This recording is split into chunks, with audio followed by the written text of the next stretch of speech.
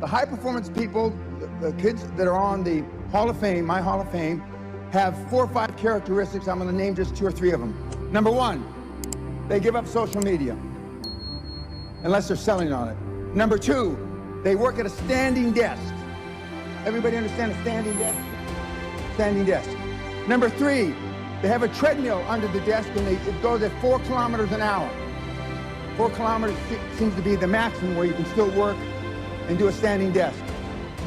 Number 4, they work out 3 to 5 times a week between 30 and 60 minutes a day. Not for 6 packs, not for 4 or 7 or 8% body fat, but just to be generally fit. And last but not least, they eat healthy.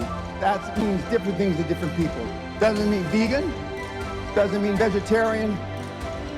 Some just eat meat.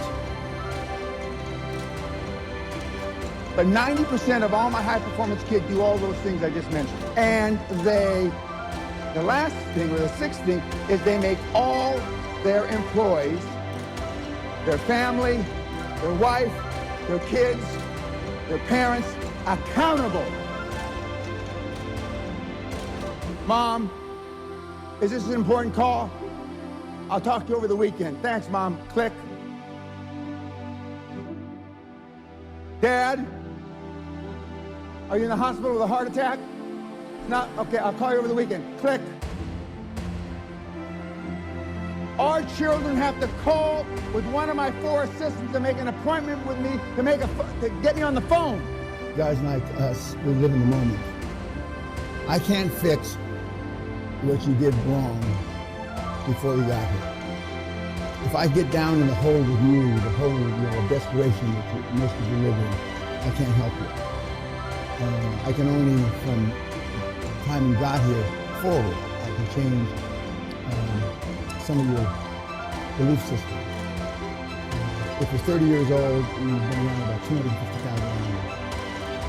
This week can change those 250,000 hours if you immerse yourself. And you've heard the guys in the band so far say they use different words.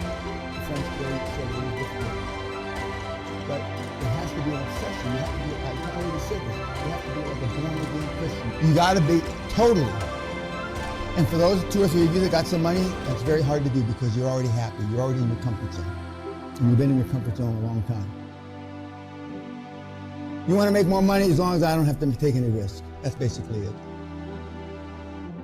For those of you who got a few dollars. And the system will work. It's not going to work in, like Josh did, but it'll work. Most of you need improvisation. You should go take free classes in acting at a junior college or a college. Second, join Rotary. And I tell everybody this Rotary, and you want to be on 1 or 2 committees. You want to be on the finance committee and you want to be in the membership committee. Why? Because if anybody's worth coming through the front door, you're going to see them. And you're going to also see how much money they're worth. Some guys look better than they really are. Rotary, okay? And Toastmasters, you want to not just sit, because there's 2 or 3 classifications of Toastmaster. You want the one that participates, where they say, this is the gold bar, sell it to me. That part, not the one you sit back there and review everything. Toastmasters, because your communication skills, they're not good for what you're doing now. But you don't get to be a billionaire if you can't talk. Remember, leadership is me getting you to do what I want you to do when I want you to do it. And now the good news is 98% of the high performance people on the planet are all introverts. You got a chance. Only 2% of us are extroverts. And only 10% of that 2% are alpha males, like me. If your communication skills get 5% as good as mine, it's an instant billion.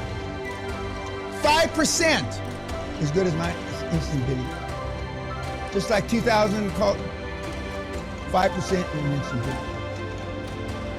Right now, there's nobody that has a 0.5% as good as my communication skills. Napoleon Hill, he didn't say, just do it. He said, action is the real measure of intelligence. So what's the corollary to that? Corollary is a big word, I understand. What's the opposite of that?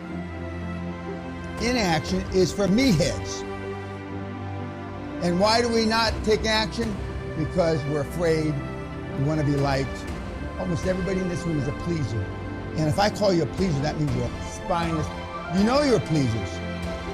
There's a method to our madness of the questions we ask you. What's the highest performance thing you've ever done in your life? What's the highest performance thing your partner or wife has done in their life? What's the highest performance thing that your kids have ever done in their life? And when it goes, these aren't the exact words you use. Nothing, nothing, nothing. We got some guys that are pretenders, not pleasers. Pretenders be tough.